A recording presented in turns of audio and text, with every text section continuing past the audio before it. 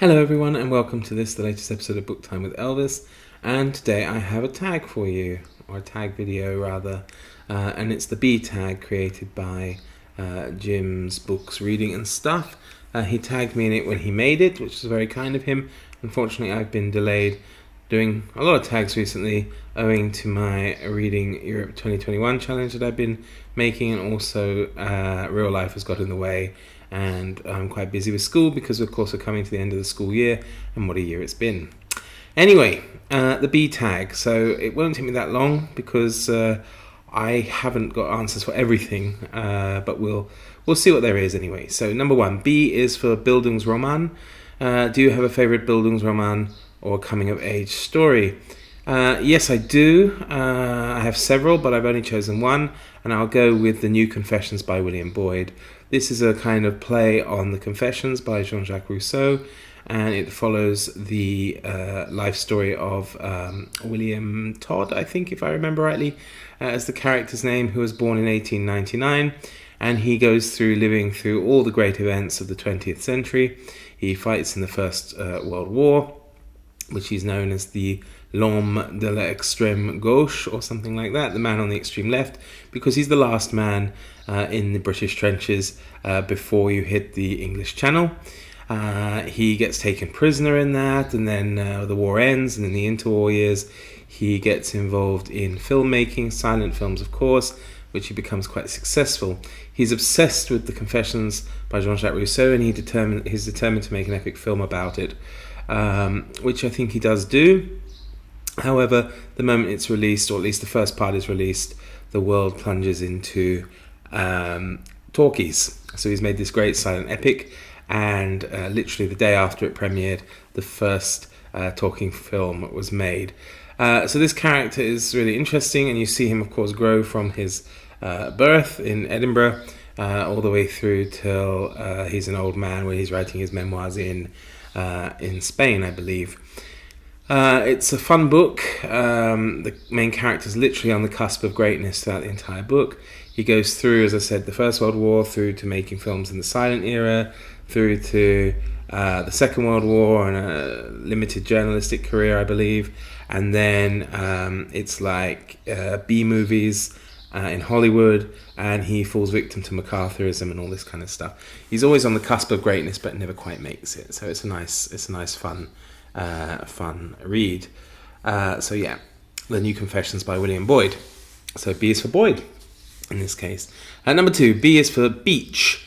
Be careful how you pronounce it. Well, I understand that because he probably has the same issues. Jim probably has the same issues as I have.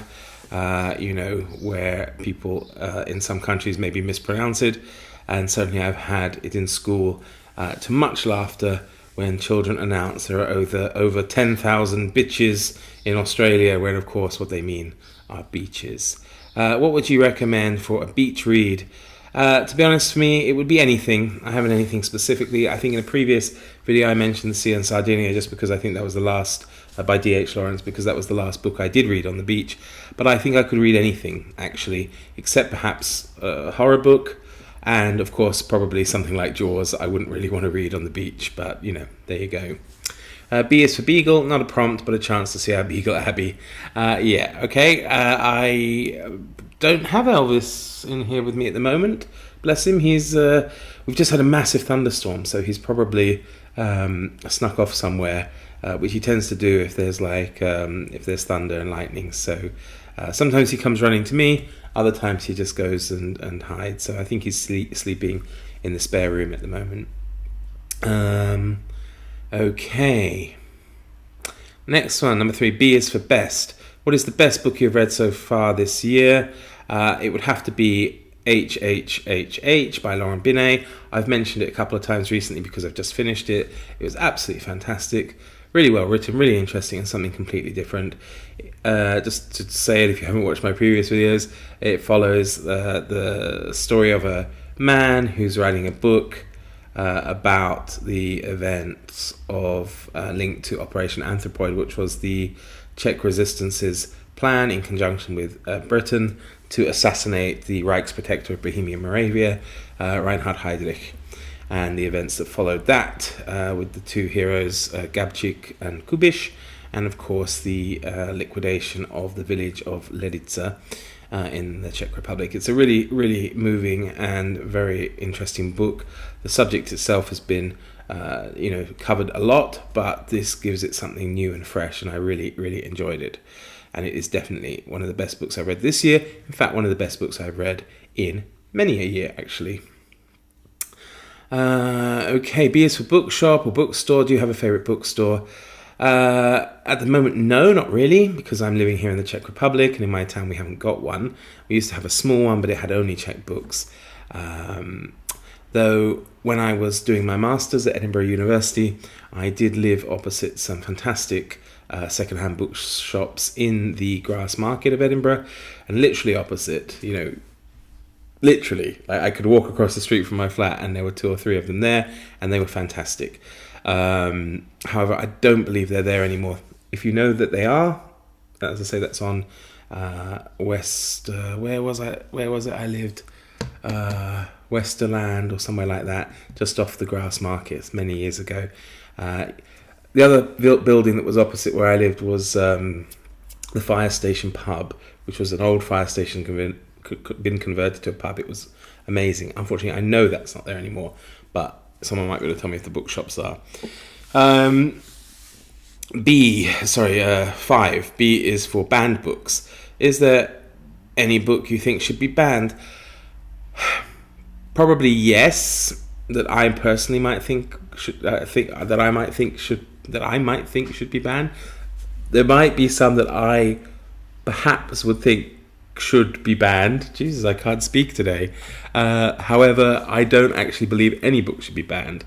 So although there might be some that I disagree with and probably wouldn't like to see around, I think no book should be banned. It's up to the individual to choose whether to read it or not, and not up to anybody else to tell me or anyone else, of course, whether or not they can or should read it.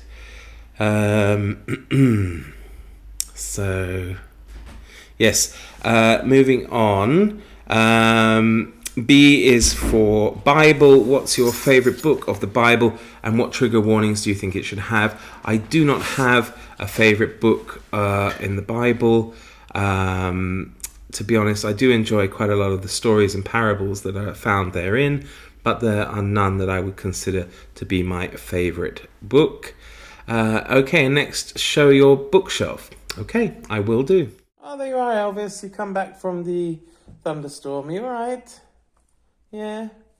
Well, Jim's showing off Abby, so I thought before I show you some of my bookshelves, I'll give you a little gratuitous shot of my little guy there who just had his birthday last week. Didn't you, Elvis?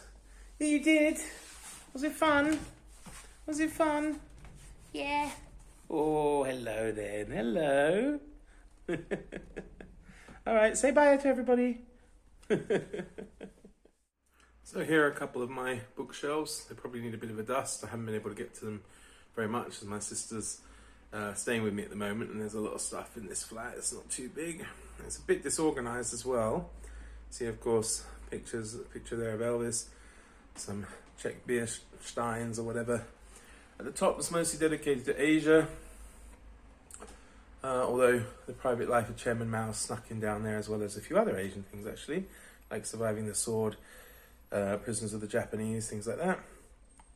There's my Central Europe shelf, but also a bit disorganized, as you can see. Across here, there are some other things, but they are mostly books for teaching and that kind of stuff. So, yeah, it's a couple of my bookshelves. It's not everything, but it is a bit disorganized. And perhaps one day when I've organized it, I'll go through it more. So there we go. And the last one, prompt number 8, B is for Brazil. Paolo Coelho's The Alchemist has been translated into 70 languages. Have you read any Paolo Coelho? And if so, what did you think of his books? I have only read The Alchemist, and it was okay. To me, it was nothing extraordinary, perhaps just because it's one of those books that has been hyped up so much that maybe I expected more than it really was. But I liked it, and I'm glad I read it. So there we go. Thank you so much for tuning in. I hope you all stay safe and well, and healthy, of course, and look forward to seeing you all next time. Take care. All the best. Bye-bye.